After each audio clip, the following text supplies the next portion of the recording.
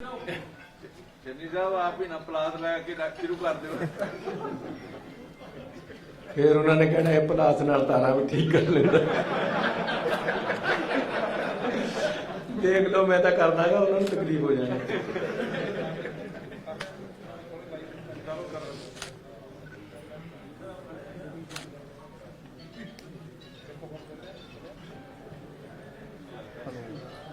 वैसे कर लेना मैं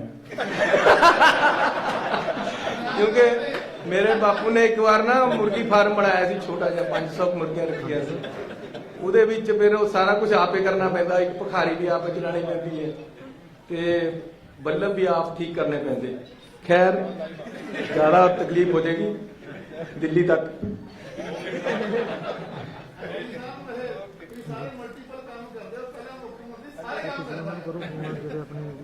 बहुत धन्यवाद ਤੁਹਾਡਾ।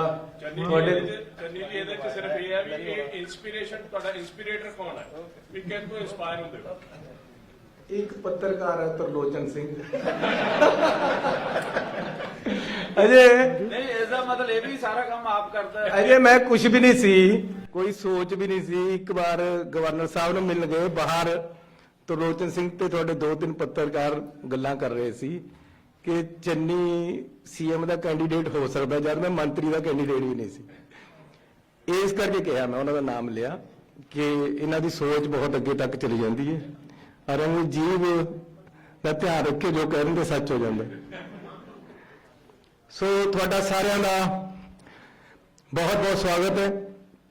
सब तो पहला आप सारिਆਂ ਨੂੰ पूरे पंजाब च वसदे पंजाबियों ਨੂੰ नवे साल की लख लख बधाई होवे।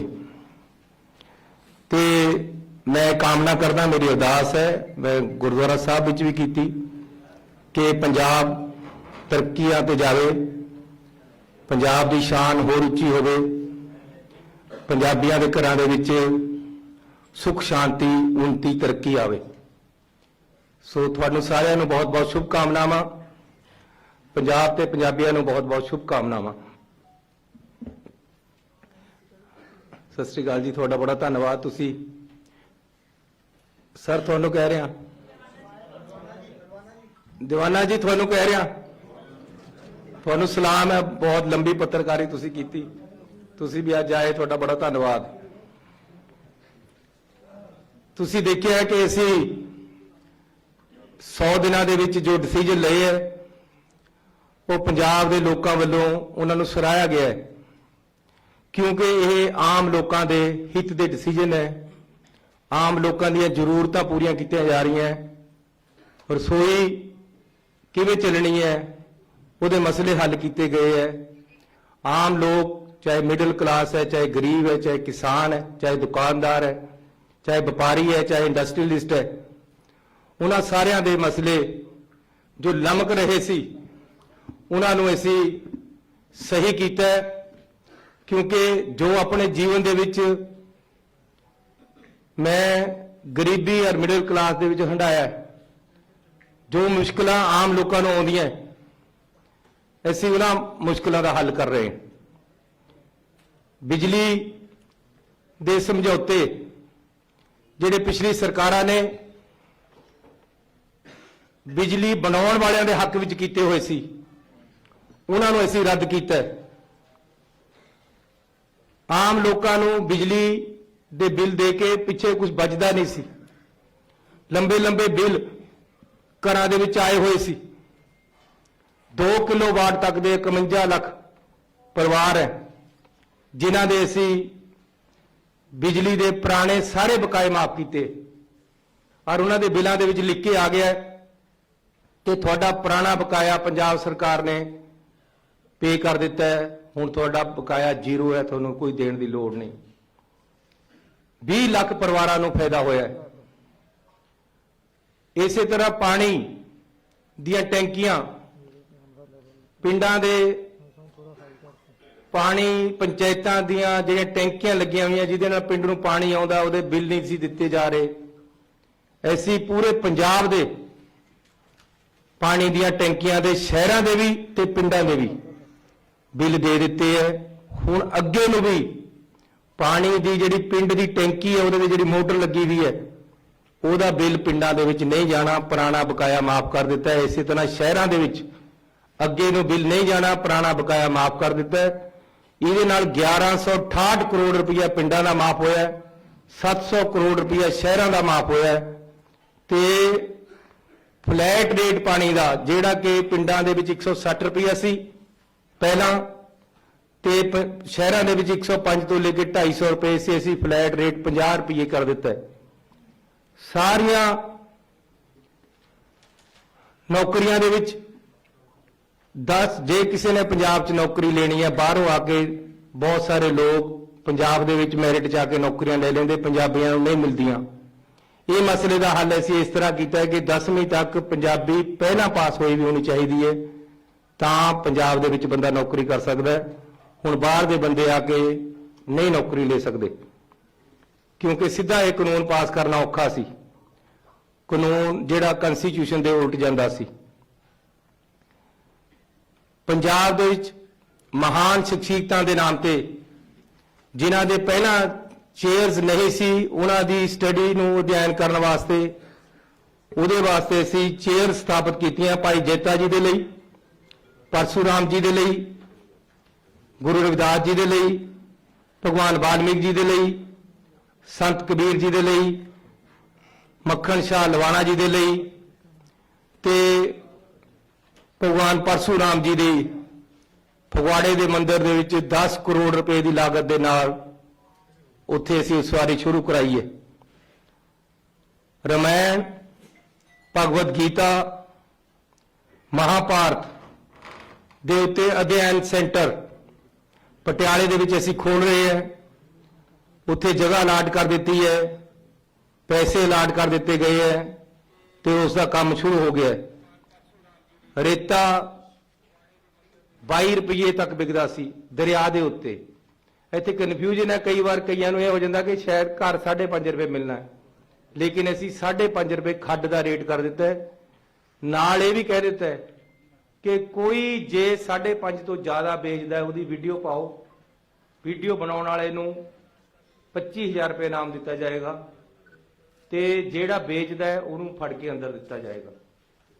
ਇਸੇ ਤਰ੍ਹਾਂ ਗੁਲਾਬੀ ਸੁੰਡੀ ਦਾ ਤੇ ਹੋਰ ਵੀ ਖਰਾਬਾ ਜਿਹੜਾ ਹੋਇਆ ਹੈ। ਪਹਿਲਾਂ 12,000 ਰੁਪਏ ਮਿਲਦਾ ਹੁੰਦਾ ਸੀ, ਹੁਣ ਅਸੀਂ 17,000 ਰੁਪਏ ਕਰ ਦਿੱਤਾ ਹੈ ਮੁਆਵਜ਼ਾ 1 ਕਿੱਲੇ ਦੇ ਮਗਰ, ਤੇ ਪੈਸੇ ਅਸੀਂ ਭੇਜ ਦਿੱਤੇ ਹੈ, ਡਿਸਪਰਸ ਹੋਣੇ ਸ਼ੁਰੂ ਹੋ ਰਹੇ।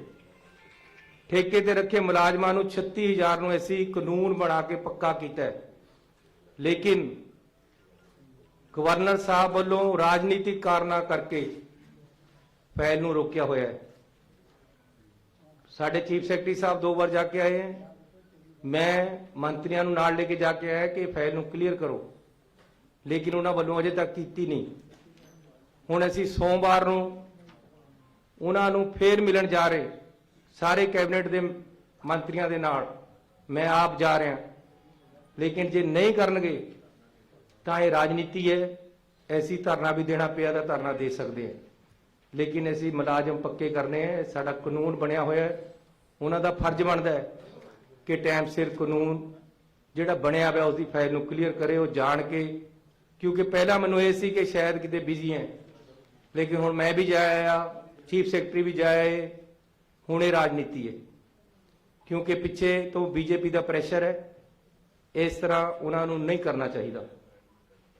40,000 ਤੋਂ ਵੱਧ ਵੈਟ ਦੇ ਕੇਸ ਅਸੀਂ ਉਹਨਾਂ ਦੀ ਅਸੈਸਮੈਂਟ ਜਿਹੜੀ ਚੱਲ ਰਹੀ ਸੀ ਉਹ ਖਤਮ ਕਰ ਦਿੱਤੀ ਹੈ ਤੇ ਉਹਨਾਂ ਨੂੰ ਬਿਲਕੁਲ ਸੁਰਖਰੂ ਕਰ ਦਿੱਤਾ ਹੈ। ਪੈਟਰੋਲ ਤੇ ਰੇਟ 10 ਰੁਪਏ ਘੱਟ ਕੀਤੇ, ਡੀਜ਼ਲ ਦੇ ਰੇਟ 5 ਰੁਪਏ ਘੱਟ ਕੀਤੇ। ਜਿਹੜੇ ਕਹਿੰਦੇ ਆ ਕਿ ਜੀ ਫੈਸਲੇ ਐਲਾਨੇ ਹੀ ਜਾਂਦੇ, ਲਾਗੂ ਨਹੀਂ ਹੁੰਦੇ, ਉਹਨਾਂ ਨੂੰ ਮੇਰੀ ਬੇਨਤੀ ਹੈ ਕਿ ਪੈਟਰੋਲ ਪੰਪ ਪਰ ਜਾ ਕੇ ਪੈਟਰੋਲ ਪਾਉਣ, 10 ਰੁਪਏ ਸਸਤਾ ਮਿਲ ਰਿਹਾ ਹੈ, ਡੀਜ਼ਲ ਪਾਉਣ 5 ਰੁਪਏ ਸਸਤਾ ਮਿਲ ਰਿਹਾ ਹੈ। ਬਿਜਲੀ ਦੇ ਬਕਾਏ ਬਿਲਾਂ ਚੈੱਕ ਕਰ ਲੈਣ, ਅਗਲੇ ਜਿਹੜੇ ਬਿੱਲ ਆ ਰਹੇ ਉਹ ਚੈੱਕ ਕਰ ਲੈਣ। 3 ਰੁਪਏ ਰੇਟ ਘਟ ਕੇ ਆ ਰਹੇ ਬਿਜਲੀ ਦੇ।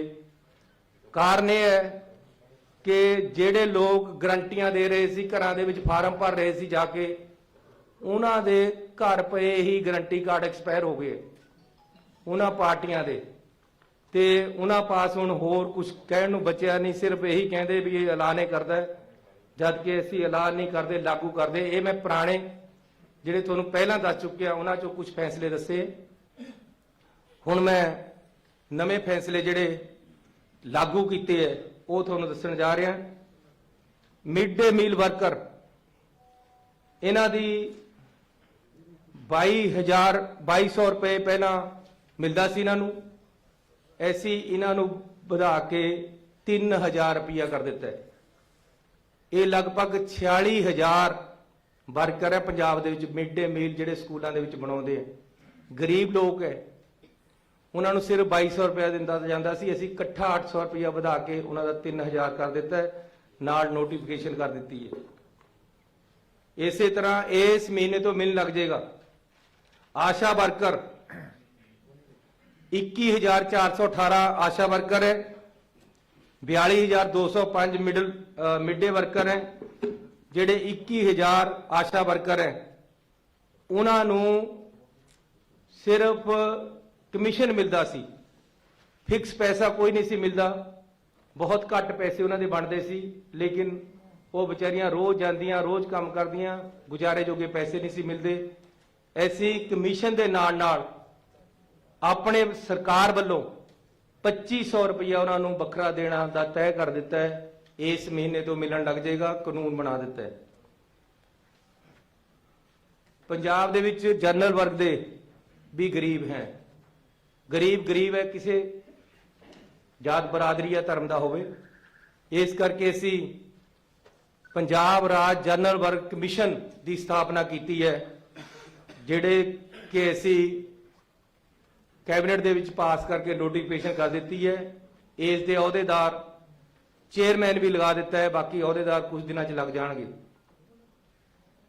ਸਰਕਾਰ ਵੱਲੋਂ ਮਲੇਰਕੋਟਲਾ ਵਿਖੇ ਹਜ ਹਾਊਸ ਦੀ ਸਥਾਪਨਾ ਕੀਤੀ ਜਾ ਰਹੀ ਹੈ, ਉਹਦੇ ਵਾਸਤੇ ਜਗ੍ਹਾ ਦੀ ਸ਼ਨਾਖਤ ਹੋ ਗਈ ਹੈ।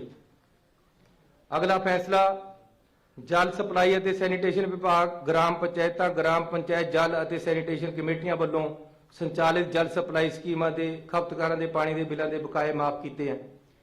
ਪਿਛਲੀ ਵਾਰ ਜਦੋਂ ਅਸੀਂ ਫੈਸਲਾ ਕੀਤਾ ਤਾਂ ਅੱਗੇ ਨੂੰ 50 ਰੁਪਏ ਰੇਟ ਕਰਤਾ ਸੀ, ਟੈਂਕੀਆਂ ਦੇ ਬਿੱਲ ਮਾਫ ਕਰਤੇ ਸੀ, ਲੇਕਿਨ ਪਾਣੀ ਦੇ ਬਕਾਏ ਨਹੀਂ ਸੀ ਮਾਫ ਹੋਏ। ਸ਼ਹਿਰਾਂ ਤੇ ਪਿੰਡਾਂ ਦੇ ਉਹਨਾਂ ਦੀ ਅਸੀਂ ਨੋਟੀਫਿਕੇਸ਼ਨ ਕਰਤੀ ਹੈ ਕਿ ਪਾਣੀ ਦੇ ਪੁਰਾਣੇ ਬਕਾਏ, ਚਾਹੇ ਉਹ ਸੀਵਰੇਜ ਦੇ ਪੁਰਾਣੇ ਬਕਾਏ ਤੇ ਪਾਣੀ ਦੇ ਦੋਨਾਂ ਦੇ, ਇਹ ਅਸੀਂ ਟੋਟਲ ਮਾਫ ਕਰ ਦਿੱਤੇ ਹੈ। ਹੁਣ ਇਹ ਅੱਗੇ ਨੂੰ ਜਮ੍ਹਾਂ ਕਰਾਉਣ ਦੀ ਲੋੜ ਨਹੀਂ ਹੈ। ਇਸੇ ਤਰ੍ਹਾਂ ਨੰਬਰਦਾਰਾਂ ਦਾ ਬੜਾ ਭਾਰੀ ਮਸਲਾ ਸੀ, ਉਹਨਾਂ ਦੀ ਡਿਮਾਂਡ ਸੀ ਕਿ ਸਾਨੂੰ ਜੱਦੀ ਪੁਸ਼ਤੀ ਕੀਤਾ ਜਾਵੇ। ਅਸੀਂ ਉਸ ਦਾ ਹੱਲ ਕੱਢਿਆ, ਹਾਈ ਕੋਰਟ ਦੀ ਰੋਕ ਹੋਣ ਕਰਕੇ ਅਸੀਂ ਜੱਦੀ ਪੁਸ਼ਤੀ ਸਿੱਧਾ ਨਹੀਂ ਕਰ ਸਕੇ, ਲੇਕਿਨ ਉਹਨਾਂ ਨੂੰ ਅਸੀਂ ਅਲਾਉ ਕਰਤਾ ਹੈ ਕਿ ਸਰਬਰਾਹੀ ਆਪਣੇ ਬੇਟੇ ਨੂੰ 5 ਸਾਲ ਤੱਕ ਦੀ ਦੇ ਸਕਦੇ, ਉਹਦਾ ਐਕਸਪੀਰੀਅੰਸ ਬਣ ਜਾਏਗਾ 5 ਸਾਲ ਵਾਸਤੇ, ਆਪਣੇ ਜਿੰਦੇ ਜੀ ਆਪਣੇ ਮੁੰਡੇ ਨੂੰ ਉਹ ਨੰਬਰਦਾਰ ਬਣਾ ਸਕਦੇ। ਤੇ ਜਦੋਂ ਉਹਨਾਂ ਤੋਂ ਬਾਅਦ ਐਪਲੀਕੇਸ਼ਨਾਂ ਲਈਆਂ ਜਾਣਗੀਆਂ ਤਾਂ ਐਕਸਪੀਰੀਅੰਸ ਨੂੰ ਤਰਜੀਹ ਦਿੱਤੀ ਜਾਏਗੀ। ਜਿਹੜਾ ਉਹ 5 ਸਾਲ ਤੱਕ ਦਾ ਐਕਸਪੀਰੀਅੰਸ ਹੋ ਜਾਏਗਾ ਉਹਦੇ ਕਰਕੇ ਫਿਰ ਉਹੀ ਬਣੇਗਾ। ਇਸ ਕਰਕੇ ਲੈ ਨੰਬਰਦਾਰੀ ਆਪਾਂ ਕਿਆ ਕਰਾਂਗੇ ਤੁਹਾਨੂੰ ਪਤਾ ਹੈ, ਲੇਕਿਨ ਨੰਬਰਦਾਰੀ ਨੰਬਰਦਾਰਾਂ ਦੇ ਘਰ ਰਹੇਗੀ, ਅਸੀਂ ਇਹ ਕਰ ਦਿੱਤਾ ਹੈ। ਰਾਜਾ ਸੰਸੀ ਅੰਮ੍ਰਿਤਸਰ ਨੂੰ ਸਬ ਤਹਿਸੀਲ ਬਣਾ ਦਿੱਤਾ ਹੈ।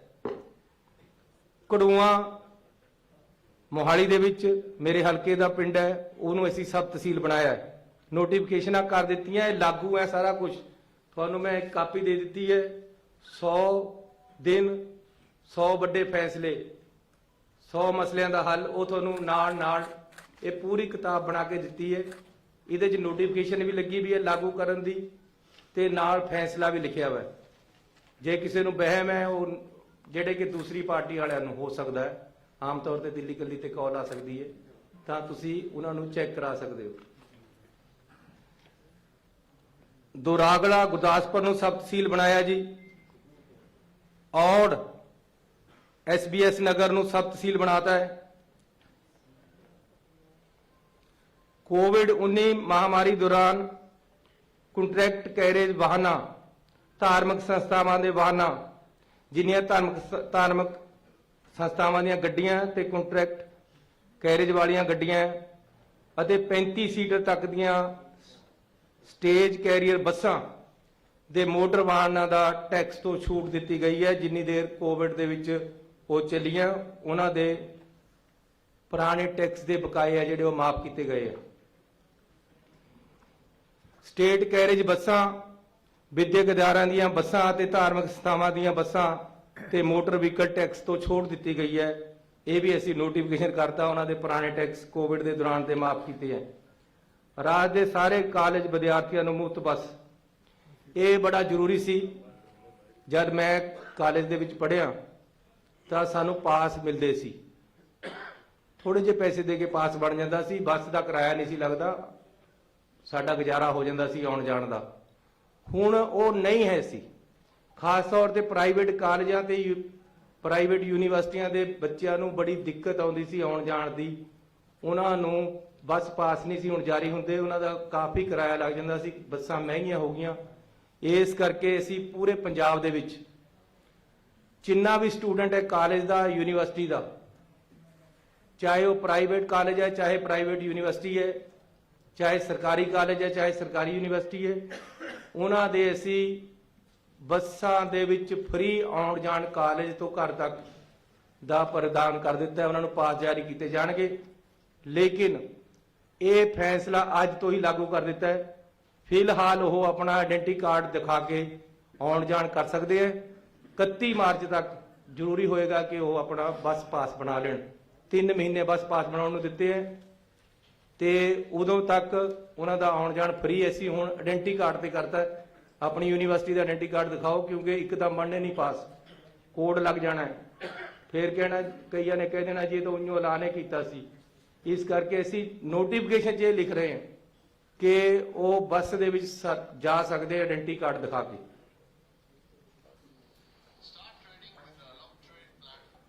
ਮਿਊਨਿਸਪਲ ਸੀਮਾਵਾਂ ਤੋਂ ਬਾਹਰ ਬਣੀਆਂ ਇਕੱਲੀਆਂ ਇਮਾਰਤਾਂ ਨੂੰ ਜਿਉਂ ਦਾ ਤਿਉਂ ਨਿਯਮਿਤ ਕੀਤਾ ਹੈ।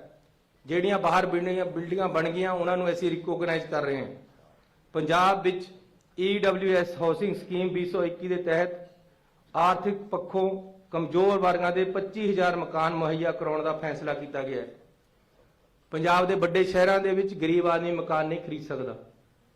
ਇਸ ਕਰਕੇ ਅਸੀਂ 25,000 ਫਲੈਟ ਪੰਜਾਬ ਸਰਕਾਰ ਵੱਲੋਂ ਬਣਾ ਕੇ ਦੇ ਰਹੇ, ਬਹੁਤ ਹੀ ਨੋਮੀਨਲ ਰੇਟਾਂ ਤੇ। ਸਿਰਫ 4,000 ਰੁਪਇਆ ਉਹਨਾਂ ਦੀ ਕਿਸ਼ਤ ਹੋਏਗੀ ਤੇ ਉਹਨੂੰ ਜਿਹੜੇ ਘੱਟ ਆਮਦਨ ਵਾਲੇ ਲੋਕ ਹੈ ਉਹਨਾਂ ਨੂੰ 25,000 ਮਕਾਨ ਅਸੀਂ ਦੇ ਰਹੇ। ਜਗ੍ਹਾ ਦੀ ਸ਼ਨਾਖਤ ਹੋ ਗਈ ਹੈ, ਟੈਂਡਰ ਲੱਗ ਗਏ ਹੈ ਤੇ ਅਸੀਂ ਹੁਣ ਉਹਨਾਂ ਤੋਂ ਐਪਲੀਕੇਸ਼ਨਾਂ ਲੈ ਕੇ ਲਾਟਰੀ ਸਿਸਟਮ ਦੇ ਨਾਲ ਮਕਾਨ ਜਾਰੀ ਕਰਾਂਗੇ।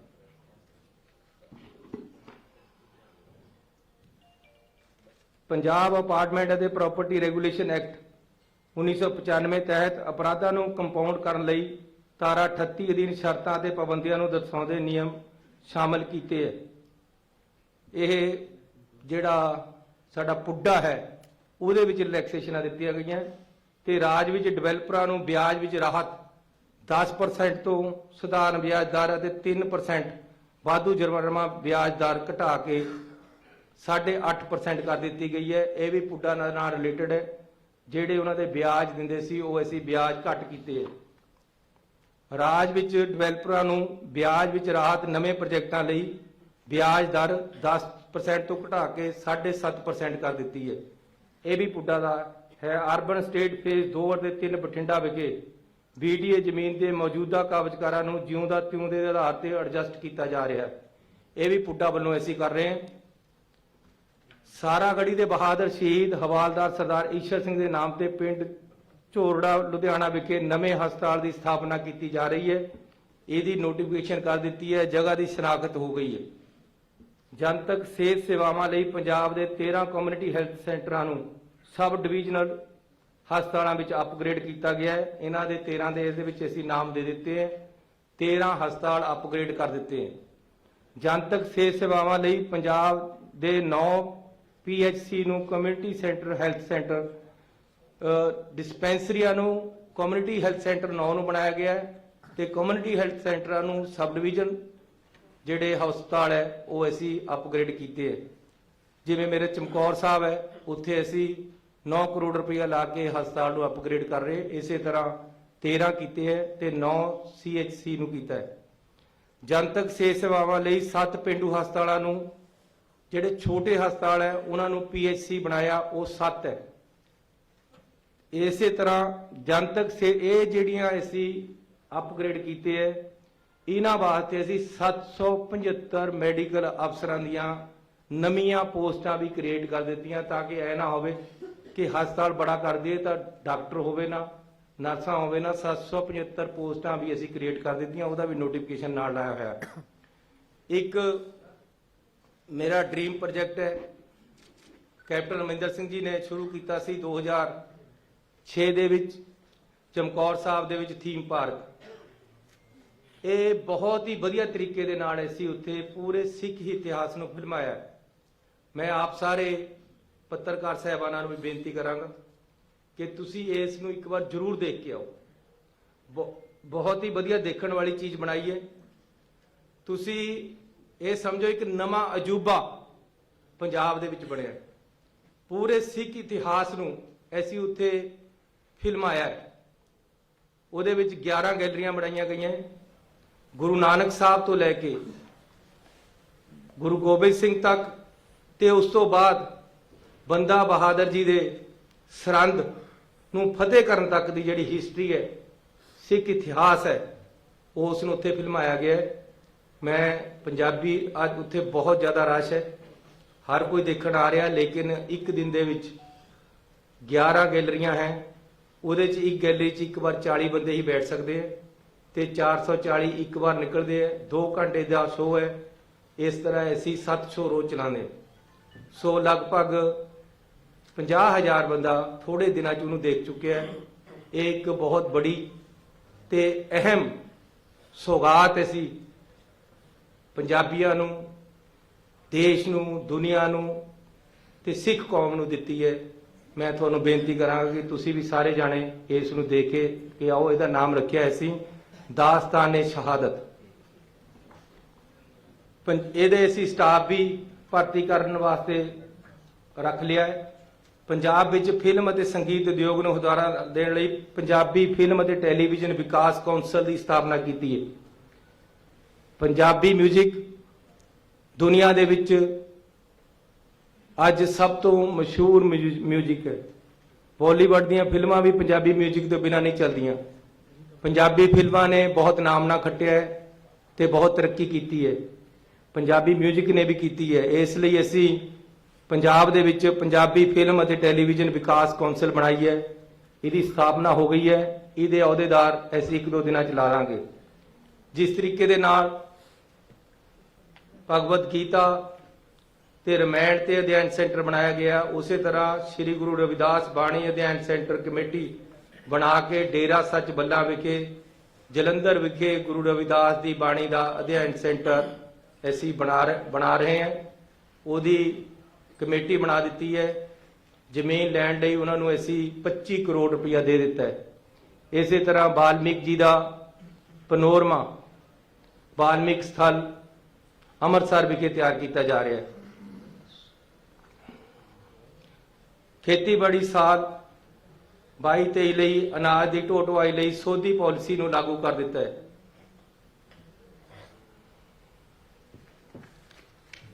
ਕੰਟਰੈਕਟ ਤੇ ਕੰਮ ਕਰ ਰਹੇ ਸਫਾਈ ਸੇਵਕਾਂ ਦੀ ਬਹੁਤ ਡਿਮਾਂਡ ਸੀ, ਸੀਵਰਮੈਨਾਂ ਦੀ ਬਹੁਤ ਡਿਮਾਂਡ ਸੀ ਤੇ ਜਿਹੜੇ ਟਰਾਲੀ ਚਲਾਉਂਦੇ ਗੰਦਗੀ ਢੋਣ ਵਾਲੇ ਡਰਾਈਵਰ, ਉਹਨਾਂ ਦੀ ਬੜੀ ਡਿਮਾਂਡ ਸੀ ਕਿ ਸਾਨੂੰ ਪੱਕਾ ਕਰੋ। ਅਸੀਂ ਨੋਟੀਫਿਕੇਸ਼ਨ ਕਰ ਦਿੱਤਾ ਹੈ। ਮਿਊਨਿਸਪਲ ਕਮੇਟੀਆਂ ਦੇ ਮਤੇ ਆ ਗਏ ਹੈ। ਲੁਧਿਆਣੇ ਦੇ ਵਿੱਚ 2400 ਬੰਦਾ ਪੱਕਾ ਹੋਇਆ ਹੈ ਤੇ ਹਰ ਸ਼ਹਿਰ ਦੇ ਜਿਹੜੇ ਸੀਵਰਮੈਨ ਤੇ ਸਫਾਈ ਕਰਮਚਾਰੀ ਹੈ ਉਹਨਾਂ ਨੂੰ ਅਸੀਂ ਪੱਕਾ ਕਰ ਰਹੇ ਹਾਂ। ਬਹੁਤੇ ਜ਼ਿਆਦਾ ਹੋ ਚੁੱਕੇ ਹੈ। ਡਾਇਰੈਕਟੋਰੇਟ ਆਫ ਇੰਡਸਟਰੀ ਤੋਂ ਪ੍ਰਾਪਤ ਹੋਏ ਪਲਾਟਾਂ ਦੇ ਡਿਫਾਲਟਰਾਂ ਲਈ ਇੱਕ ਮੁਕਤ ਸਮਝੌਤਾ ਸਕੀਮ ਅਸੀਂ ਲਾਗੂ ਕੀਤੀ ਹੈ। ਪੰਜਾਬ ਲਘੂ ਉਦਯੋਗ ਅਤੇ ਨਿਰਯਾਤ ਕਾਰਪੋਰੇਸ਼ਨ ਅਧੀਨ ਫੋਕਲ ਪੁਆਇੰਟਾਂ ਵਿੱਚ ਡਿਫਾਲਟਰ ਪਲਾਟਾਂ ਲਈ ਇਹ ਇੱਕ ਮੁਕਤ ਸਮਝੌਤਾ ਸਕੀਮ ਲਾਗੂ ਕੀਤੀ ਹੈ। ਸਰਕਾਰੀ ਏਡਡ ਕਾਲਜਾਂ ਵਿੱਚ ਸਹਾਇਕ ਪ੍ਰੋਫੈਸਰਾਂ ਅਤੇ ਨਾਨ ਟੀਚਿੰਗ ਸਟਾਫ ਦੀਆਂ 1925 ਅਸਾਮੀਆਂ ਰੈਗੂਲਰ ਕੀਤੀਆਂ। ਇਹਦਾ ਕਾਰਨ ਇਹ ਹੈ ਕਿ ਮੈਂ ਵੀ ਏਡਡ ਸਕੂਲ ਦੇ ਵਿੱਚ ਪੜ੍ਹਿਆ, ਖਾਲਸਾ ਸਕੂਲ ਖਰੜ। ਕਿਤੇ ਐ ਨਾ ਉਹ ਕਹਿ ਦੇਣ ਯਾਰ ਇਹ ਹੁਣ ਇੱਥੇ ਵੀ ਪੜ੍ਹਿਆ ਹੈ ਇਹ ਵੀ ਹੋ ਜਾਏਗਾ। ਲੇਕਿਨ ਮੈਂ ਖਾਲਸਾ ਸਕੂਲ ਖਰੜ ਦੇ ਵਿੱਚ 6ਵੀਂ ਤੋਂ 11ਵੀਂ ਤੱਕ ਪੜ੍ਹਿਆ। ਏਡਡ ਸਕੂਲ ਮਰ ਰਹੇ ਸੀ, ਇਹਨਾਂ ਦੇ ਟੀਚਰਾਂ ਦੀਆਂ ਪੋਸਟਾਂ ਖਤਮ। ਇਹ ਸੀ ਵੀ ਜਿਹੜਾ ਰਿਟਾਇਰ ਹੋ ਗਿਆ ਗਈ ਪੋਸਟ ਵੀ ਨਾਲੇ ਗਈ। ਇਹ ਅਸੀਂ ਰਿਵਾਈਵ ਕਰਤਾ ਹੈ ਸਾਰਾ ਕੁਝ, ਇਹਨਾਂ ਨੂੰ ਮੁੜ ਤੋਂ ਸੁਰਜੀਤ ਕਰ ਦਿੱਤਾ ਹੈ। ਉਹ ਜਿਹੜੇ ਏਡਡ ਸਕੂਲ ਹੈ, ਸਰਹਾਲਾ ਰਣੂਆ ਬੰਗਾ ਵਿਖੇ ਸਰਕਾਰੀ ਕਾਲਜ ਖੋਲ੍ਹਿਆ ਗਿਆ ਹੈ। ਆਦਮਪੁਰ ਜਲੰਧਰ ਵਿਖੇ ਸ਼੍ਰੀ ਕਾਂਸ਼ੀ ਰਾਮ ਜੀ ਜਿਨ੍ਹਾਂ ਨੇ BSP ਪਾਰਟੀ ਬਣਾਈ, ਉਹਨਾਂ ਦੇ ਨਾਮ ਤੇ ਅਸੀਂ ਸਰਕਾਰੀ ਕਾਲਜ ਖੋਲ ਰਹੇ ਹਾਂ। ਜਗ੍ਹਾ ਦੀ ਸ਼ਨਾਖਤ ਹੋ ਗਈ ਹੈ, ਸਰਕਾਰ ਨੇ ਫੈਸਲਾ ਲੈ ਲਿਆ ਹੈ, ਪੈਸੇ ਵੱਖਰੇ ਅਲਾਟ ਕਰ ਦਿੱਤੇ ਗਏ ਹੈ। ਸ਼੍ਰੀ ਕਾਂਸ਼ੀ ਰਾਮ ਸਰਕਾਰੀ ਕਾਲਜ ਆਦਮਪੁਰ। ਸਾਰੇ ਪ੍ਰਾਈਵੇਟ ਏਡਡ ਸਕੂਲਾਂ ਅਤੇ ਕਾਲਜਾਂ ਲਈ 6ਵਾਂ ਪੇ ਕਮਿਸ਼ਨ ਲਾਗੂ ਕੀਤਾ ਹੈ। ਲਖਮੀਪੁਰ ਖੀਰੀ ਦੇ ਮੰਦਭਾਗੀ ਘਟਨਾ ਵਿੱਚ ਮਾਰੇ ਗਏ 4 ਕਿਸਾਨਾਂ ਨੂੰ ਤੇ ਇੱਕ ਪੱਤਰਕਾਰ ਨੂੰ 50-50 ਲੱਖ ਰੁਪਏ ਦੀ ਗ੍ਰਾਂਟ ਭੇਜੀ ਗਈ ਹੈ। 3 ਕਾਲੇ ਖੇਤੀ ਕਾਨੂੰਨਾਂ ਦੇ ਵਿਰੋਧ ਵਿੱਚ ਸ਼ਹੀਦ ਹੋਏ ਬਹਾਦਰ ਕਿਸਾਨਾਂ ਦੀ ਯਾਦ ਨੂੰ ਸਮਰਪਿਤ ਕਿਸਾਨ ਸਮਾਰਕ ਬਣਾਉਣ ਦਾ ਫੈਸਲਾ ਕੀਤਾ ਹੈ। ਕਿਸਾਨ ਯੂਨੀਅਨ ਆਈਆਂ ਸੀ, ਉਹਨਾਂ ਨੂੰ ਅਸੀਂ ਬੇਨਤੀ ਕੀਤੀ ਹੈ ਤੁਸੀਂ ਦੱਸ ਦਿਓ ਕਿੱਥੇ ਬਣਾਉਣੀਆਂ, ਲੇਕਿਨ ਅਸੀਂ ਗਿੱਦੜਬਾਹੇ 'ਚ 5 ਏਕੜ ਜਗ੍ਹਾ ਦੇਖ ਲਈ ਹੈ। ਕਿਸਾਨਾਂ ਜਿਹੜੇ ਉੱਥੇ ਸ਼ਹੀਦ ਹੋਏ ਹੈ ਤੇ ਜਿਹੜਾ ਇਹ ਸੰਘਰਸ਼ ਚੱਲਿਆ, ਇਸ ਨੂੰ ਪੂਰੇ ਤਰ੍ਹਾਂ ਉਹਦੇ ਵਿੱਚ ਫਿਲਮਾਇਆ ਵੀ ਜਾਏਗਾ। ਇੱਕ ਸਦੀਵੀ ਯਾਦਗਾਰ ਇਸ ਦੀ ਬਣਾਈ ਜਾਏਗੀ। ਤੇ ਆਖਿਰ 'ਚ ਮੈਂ ਦੱਸਣਾ ਚਾਹੁੰਦਾ ਕਿ ਨਸ਼ਿਆਂ ਵਿਰੁੱਧ ਲੜਾਈ ਨੂੰ ਅਸੀਂ ਅੰਤ ਪੜਾਅ ਤੱਕ ਲਿਜਾਣਾ ਤੇ ਦੋਸ਼ੀਆਂ ਵਿਰੁੱਧ FIR ਕਰ ਦਿੱਤੀ ਗਈ ਹੈ ਤੇ ਨਸ਼ਿਆਂ ਦੀ ਲੜਾਈ ਦੇ ਵਿੱਚ ਪੰਜਾਬ ਸਰਕਾਰ ਕਿਸੇ ਤਰ੍ਹਾਂ ਦੀ ਕਸਰ ਨਹੀਂ ਛੱਡੇਗੀ।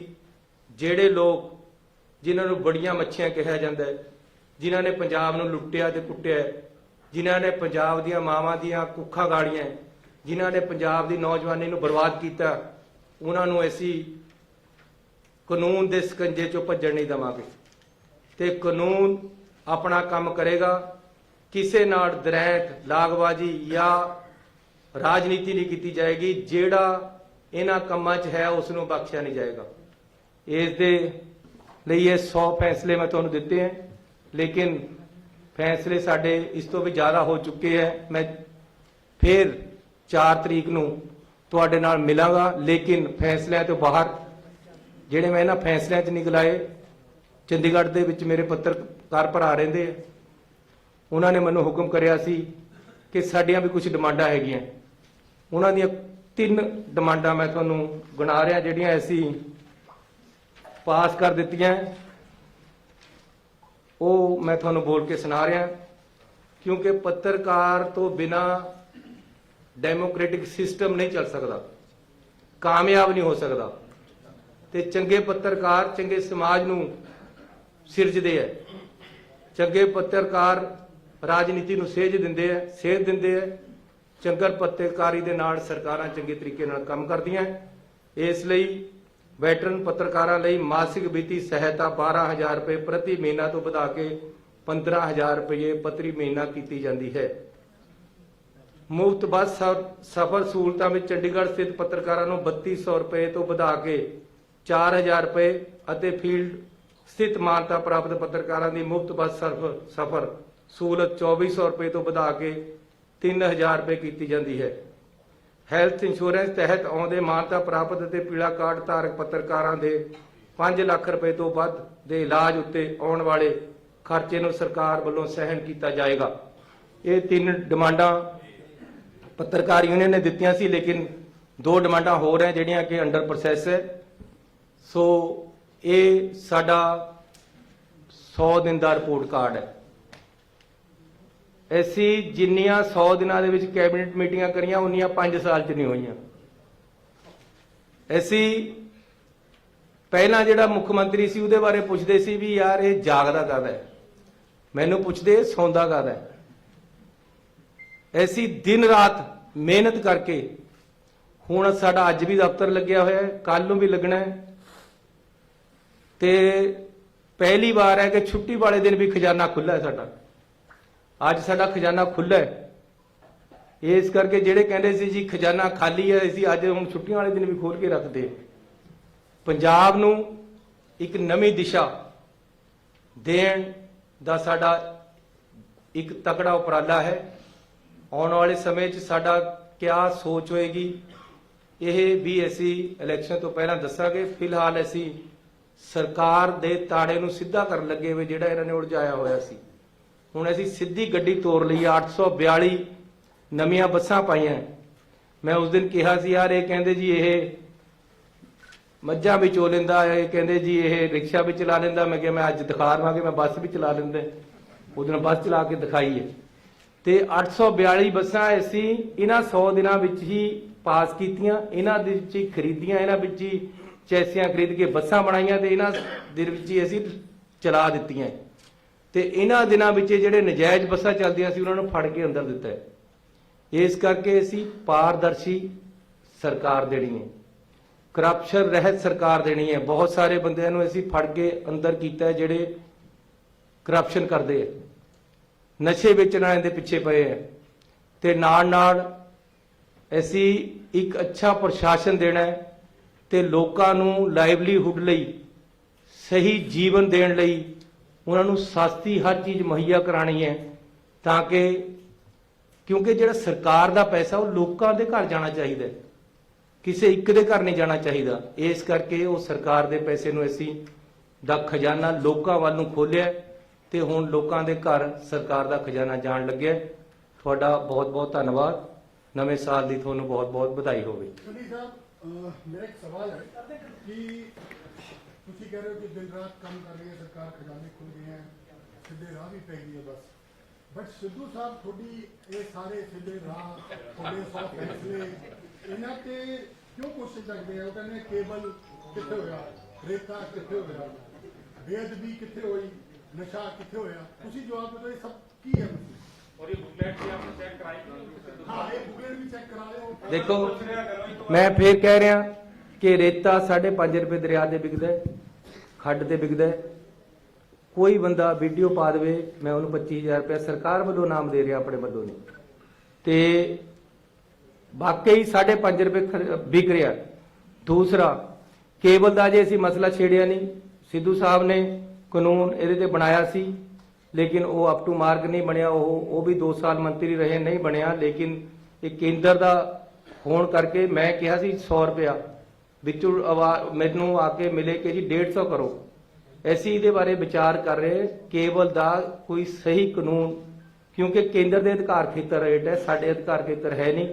ਇਹਦੇ ਬਾਰੇ ਅਸੀਂ ਬਣਾ ਰਹੇ ਹਾਂ। ਬਾਕੀ ਤੁਸੀਂ ਰੇਤੇ ਦੀ ਗੱਲ ਕੀਤੀ, ਤੁਸੀਂ ਬੇਅਦਬੀ ਦੀ ਗੱਲ ਕੀਤੀ। ਬੇਅਦਬੀ ਦਾ ਕੇਸ ਹੈ ਜਿਹੜਾ ਉਹ ਅਸੀਂ ਬਹੁਤ ਅੱਗੇ ਵਧਾ ਲਿਆ ਹੈ। ਪਰ ਤੁਸੀਂ ਤਾਂ ਕਹਿੰਦੇ 48 ਘੰਟੇ ਸੁਲਝਾਵਾਂਗੇ। ਇਹ ਤਾਂ ਦਰਬਾਰ ਸਾਹਿਬ ਵਾਲੀ ਗੱਲ ਸੀ। ਮੈਂ ਦਰਬਾਰ ਸਾਹਿਬ ਦੀ ਗੱਲ ਕਰੀਏ ਤਾਂ ਤੁਹਾਡੀ ਸਰਕਾਰ ਨੇ ਕਿਹਾ ਕਿ 48 ਆਵਰਸ ਦੇ ਵਿੱਚ ਅਸੀਂ ਇਹ ਕੇਸ ਸੋਲਵ ਕਰ ਦਾਂਗੇ। ਦੇਖੋ ਕਪੂਰਥਲੇ ਦੇ ਵਿੱਚ ਗੱਲ ਹੋਈ, 48 ਘੰਟੇ ਦੇ ਵਿੱਚ ਅਸੀਂ ਹੱਲ ਕਰਕੇ ਬੰਦਾ ਫੜ ਕੇ ਅੰਦਰ ਦੇਤਾ। ਜਿਹੜੀ ਹਰਮੰਦਰ ਸਾਹਿਬ 'ਚ ਗੱਲ ਹੋਈ ਹੈ ਉਹਦੇ 'ਚ SGPC ਇਨਵੋਲਵ ਹੈ। SGPC ਨੇ ਕਿਹਾ ਕਿ ਅਸੀਂ ਕਮੇਟੀ ਬਣਾਣੀ ਹੈ। ਐਸੀ ਧਾਰਮਿਕ ਭਾਵਨਾਵਾਂ ਕਿਸੇ ਤਰ੍ਹਾਂ ਵੀ ਸਾਡਾ ਆਪਣਾ ਵੀ ਅਕੀਦਾ ਹੈ ਹਰਮੰਦਰ ਸਾਹਿਬ ਦੇ ਵਿੱਚ। SGPC ਉੱਤੇ ਇਲੈਕਟਿਡ ਬੋਡੀ ਹੈ। ਉਹਨਾਂ ਨੇ ਕਿਹਾ ਕਿ ਜੀ ਅਸੀਂ ਆਪਣੀ ਆਪ ਜਾਂਚ ਕਰਾਣੀ ਹੈ। ਪਹਿਲਾਂ ਉਹਨਾਂ ਦੀ ਜਾਂਚ ਚੱਲ ਰਹੀ ਹੈ। ਜਿਵੇਂ ਉਹ ਸਾਨੂੰ ਅੱਗੇ ਕਹਿਣਗੇ ਅਸੀਂ ਅੱਗੇ ਵਧਾਵਾਂਗੇ ਗੱਲ, ਲੇਕਿਨ ਸਾਡੀ ਵੀ ਜ਼ਿੰਮੇਵਾਰੀ ਹੈ ਜਿਹੜੀ ਅਸੀਂ ਉਸ ਤੇ ਭੱਜਾਂਗੇ ਨਹੀਂ। ਉਹ ਵੀ ਅਸੀਂ ਆਪਣੇ ਵੱਲੋਂ ਵੀ ਉਹਦੇ ਉੱਤੇ ਕੇਂਦਰ ਸਰਕਾਰ ਦੇ ਨਾਲ ਮਿਲ ਕੇ ਕਰ ਰਹੇ। ਲੇਕਿਨ SGPC ਤੋਂ ਅਸੀਂ ਕਿਸੇ ਤਰ੍ਹਾਂ ਵੀ ਹਰਮੰਦਰ ਸਾਹਿਬ ਦੇ ਮਸਲੇ ਦੇ ਵਿੱਚ ਬਾਹਰ ਨਹੀਂ ਜਾਣਾ ਚਾਹੁੰਦੇ। ਇਹ ਸਿੱਖਾਂ ਦੀ ਜਮਾਤ ਹੈ, ਸਿੱਖਾਂ ਦਾ ਮੇਨ ਧਾਰਮਿਕ ਸਥਾਨ ਹੈ। ਇਸ ਕਰਕੇ ਸਰਕਾਰ ਨੂੰ ਬਹੁਤ ਸੋਚ ਸਮਝ ਕੇ ਔਰ ਆਪਣੀ ਅਕੀਦਾ ਸਿੱਖੀ ਦੇ ਵਿੱਚ ਰੱਖ ਕੇ ਇਸ ਦੇ ਫੈਸਲੇ ਲੈਣੇ ਪੈਂਦੇ। ਸ਼ੇਰ ਸਾਹਿਬ ਵਨ ਬਾਈ ਵਨ ਮਾਈਕ ਤੇ ਨਹੀਂ, ਮਾਈਕ ਦੇ ਕੇ ਵਨ ਬਾਈ ਮੇਰੀ ਆਵਾਜ਼ ਹੀ ਬਹੁਤ ਵਧੀਆ ਹੈ। ਚੰਨੀ ਸਾਹਿਬ, ਉਹ ਜਿਹੜੀ ਅਸਲ 'ਚ ਗੱਲ ਕੀ ਹੈ, ਜਿਹੜਾ ਤੁਸੀਂ 100 ਸਾਲ 'ਚ ਵਧੀਆ ਕੰਮ ਕੀਤਾ, ਵਧੀਆ ਫੈਸਲੇ ਕੀਤੇ, 100 ਦਿਨ 'ਚ ਚਲੋ 100 ਤੱਕ ਤੇ ਇਹ 100 ਦਿਨਾਂ ਦੇ ਵਿੱਚ ਜੀਓ ਹਜ਼ਾਰਾਂ ਸਾਲ। ਹਾਂਜੀ ਹਾਂਜੀ, ਥੈਂਕ ਯੂ ਜੀ। ਗੱਲ ਇਹ ਕਿ ਵੀ ਹਰ ਵਾਰ ਤੁਹਾਡੇ ਕੰਮ ਨੂੰ ਲੈ ਕੇ, ਕਿਉਂਕਿ ਤੁਹਾਡਾ ਤੁਸੀਂ ਨਾਲ ਨਾਲ ਨੋਟੀਫਿਕੇਸ਼ਨ ਦਿਖਾ ਰਹੇ ਹੋ ਕੀ ਹੋ ਰਿਹਾ ਹੈ, ਲੇਕਿਨ ਦੂਜੇ ਪਾਸੇ ਇਲੈਕਸ਼ਨ ਮੋਡ ਸਿਰ ਤੇ ਖੜੀ ਹੈ, ਕਿਉਂਕਿ ਕਿਸੇ ਟਾਈਮ ਵੀ ਜਿਹੜਾ ਕੋਡ ਆਫ ਕੰਡਕਟ ਲੱਗ ਸਕਦਾ ਹੈ। ਇਸ ਦੌਰਾਨ ਪਾਰਟੀ ਪ੍ਰਧਾਨ ਦਾ, ਕਿਉਂਕਿ ਅਕਸਰ ਠੀਕ ਹੈ ਤੁਸੀਂ ਕਈ ਗੱਲਾਂ ਜਵਾਬ ਦਿੰਦੇ ਨਹੀਂ ਹੋ, ਨਜ਼ਰਅੰਦਾਜ਼ ਕਰਦੇ ਹੋ, ਤੁਸੀਂ ਪੁਲਿਸ ਵਾਲੇ ਮਹਿਕਮੇ 'ਚ ਉਹਨਾਂ ਪੁਲਿਸ ਵਾਲੇ ਨੂੰ ਜਿਵੇਂ ਉਹਨਾਂ ਗੱਲ ਕੀਤੀ, ਤੁਸੀਂ ਗੱਲ ਕਹਿਤਾ ਕਿ ਚਲੋ ਮੈਨੂੰ ਹਰ ਮੁਲਾਜ਼ਮ ਜੀ ਚੰਗਾ ਲੱਗਦਾ ਜਾਂ ਜੋ ਵੀ ਹੈ, ਤੁਸੀਂ ਕਾਫੀ ਉਹਨਾਂ ਨੂੰ ਉਸ ਨੂੰ ਕੰਟਰੋਵਰਸੀ ਨੂੰ ਕਾਫੀ ਕਵਰ ਅਪ ਕੀਤਾ, ਲੇਕਿਨ ਉਹਦੇ ਬਾਵਜੂਦ ਕਿਉਂਕਿ ਦਿੱਲੀ ਵੀ ਗਏ ਹੋ, ਰੇ ਵੀ ਉੱਥੇ ਗੱਲਬਾਤ ਵੀ ਕੀਤੀ, ਕੀ ਇਹਨਾਂ ਦਾ ਬਾਰ-ਬਾਰ ਇੱਕ ਕੰਟਰੋਵਰਸੀ ਕ੍ਰੀਏਟ ਕਰਨਾ, ਜਾਂ ਮੇਰੇ ਸਾਥੀ ਨੇ ਕਿਹਾ ਵੀ ਨਹੀਂ ਹੋ ਰਹੇ ਫੈਸਲੇ, ਤੇ ਦਿਖਾ ਰਹੇ ਆਖਰਕਾਰ ਮਸਲਾ ਮਤਲਬ ਹੈ ਕੀ ਹੈ, ਔਰ ਆਪਾਂ ਇਹਦੇ 'ਚ ਦੋ ਟੁਕ ਜਵਾਬ ਦੇ ਦਈਏ ਵੀ ਇਹ ਪਾਰਟੀ ਪ੍ਰਧਾਨ ਕੀ ਕਰ ਰਿਹਾ, ਉਹ ਚੀਫ ਮਿਨਿਸਟਰ ਕੀ ਕਰ ਰਿਹਾ ਹੈ, ਬਾਰ-ਬਾਰ ਇਹ ਗੱਲ ਉੱਠਦੀ ਹੈ, ਇਹਦਾ ਜਵਾਬ ਦਿਓ ਕਿ ਆਪਾਂ ਚਾਹੁੰਦੇ ਤੁਹਾਡੇ ਤੋਂ ਗੱਲ ਨਿਕਲੇ। ਮੈਂ ਆਪਣੀ ਪਾਰਟੀ ਦਾ ਵਫਾਦਾਰ ਸਿਪਾਹੀ ਹੈ।